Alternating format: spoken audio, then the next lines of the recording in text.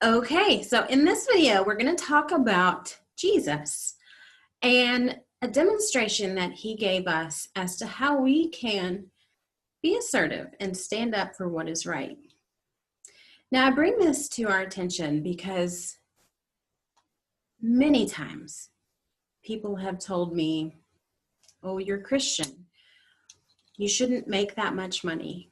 Or, what are you doing with your money? You shouldn't have that much, or you shouldn't do this with your money because you're Christian. Or, no, you should let these certain things slide because you're Christian. Now, we'll have several videos about this because most of those are myths. Most of them are myths. And when we go to the Bible and we look for the source, we look for the answers, we see in this specific situation, something bad was happening. It was a bad business situation. And Jesus was mad. He was upset with this situation. But it's the way that he handled it that we need to know about. Because there are times in our lives when we have something happen that we can clearly look at and say, that's wrong. And either we take action and go and do something, or we say, someone else should go do that, right? But in this situation, we see Jesus take action, and it demonstrates for us how we too can be assertive and we can take action couched with love and compassion. So let me read for you. This is in John chapter 2, starting with verse 13. Jesus cleanses the temple. The Passover of the Jews was at hand, and Jesus went up to Jerusalem. And the temple, he found those who were selling oxen and sheep and pigeons, and the money changers sitting there. And making a whip of cords, he drove them all out of the temple with the sheep and oxen. And he poured out the coins of the money changers and overturned their tables. And he told those who sold the pigeons, take these things away. Do not make my Father's house a house of trade. His disciples remembered that it was written, zeal for your house will consume me. So the Jews said to him, what sign do you show us for doing these things? Jesus answered them, destroy this temple, and in 3 days I will raise it up. The Jews then said, it has taken 46 years to build this temple, and will you raise it up in 3 days? But he was speaking about the temple of his body. When, therefore, he was raised from the dead, his disciples remembered that he had said this, and they believed the scripture and the word that Jesus had spoken. Now, in this pericope, we see that Jesus had approached the temple. And this was common. Each year during Passover, people would go to the temple. They would make a pilgrimage to the temple. That's where they would go. They would have their sacrifices and offerings to God. So Jesus was accustomed to doing this. He had been doing it since he was born, basically.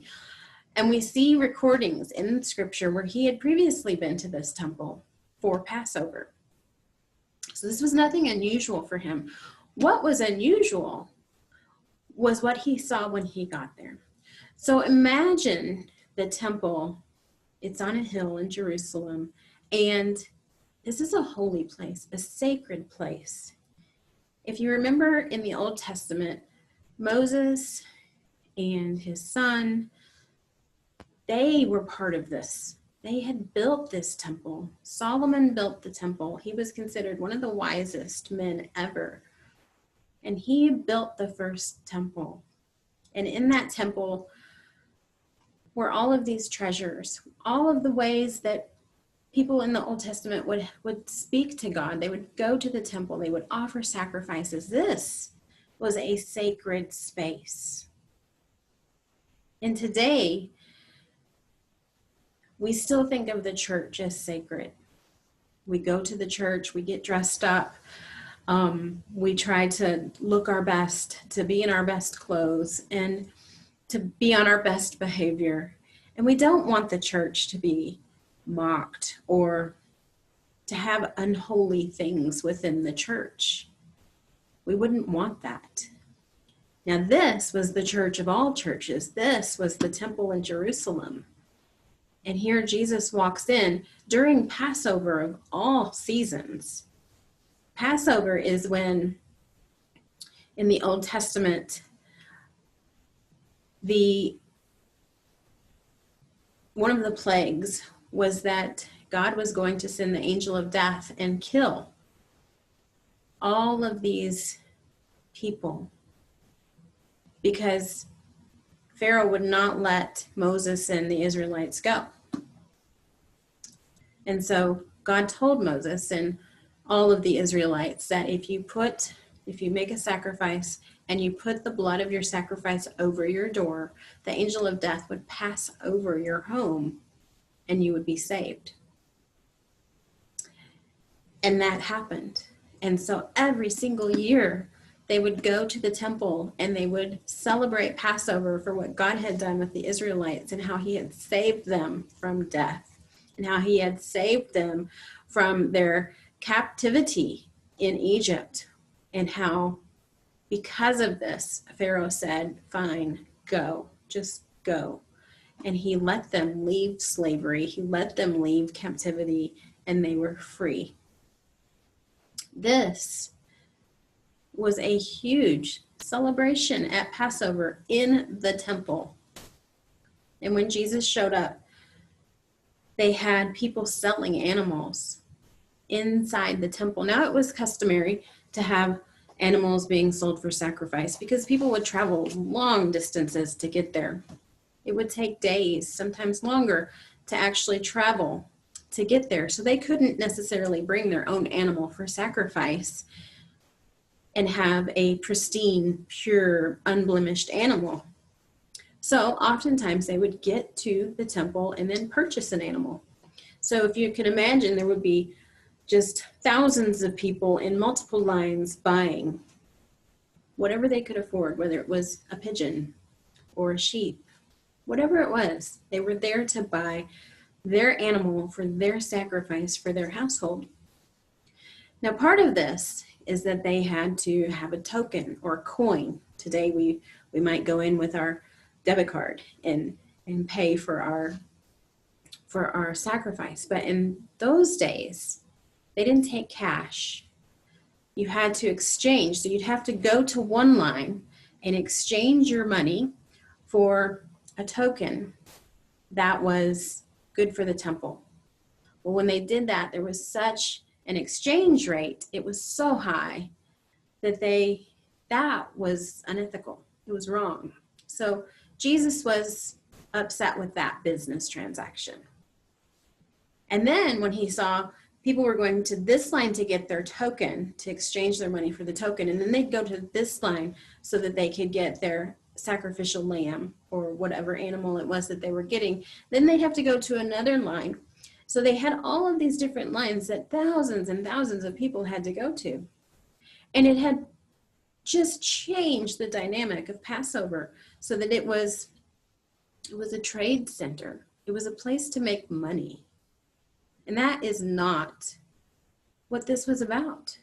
Passover is a sacred holiday, a sacred celebration with meaning, with historical meaning, deeply rooted in Christianity. And it was being tarnished. And all of this was taking place within the temple. So Jesus walks in and he basically says, no, this isn't going to happen. So he threw some tables, he dumped out the money, he took the cord. It says here in chapter 2, that Jesus made a whip of cords and drove the animals out of the temple. Now that whip of cord was no different than what the animal owner would have used to bring the animals in. The whip of cords was no different. So Jesus wasn't doing anything to those animals that their own owner would not have done. And what you don't see here is that you don't see Jesus yelling and screaming and being hateful. You don't see him destroying property. Now, he flipped over the tables and he removed the animals. He took care of the business situation, but he left the temple as is. He knows that that was holy ground, that was sacred, and that should not be disturbed or destroyed or disrespected. So Jesus took care of the business problem. In no way does it say that he hurt people. It just says that he told those who sold the pigeons, "Take these things away. Do not make my Father's house a house of trade." So he went in and removed the business that was taking place in the house. Now, he had several options in this situation.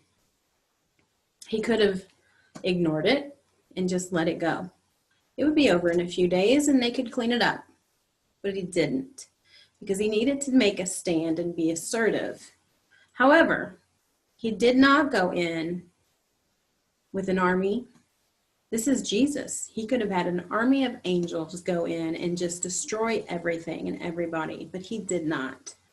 He went in with love and compassion. He removed the business situation that was wrong. And he took a stand so that people would know this house, his Father's house, is sacred.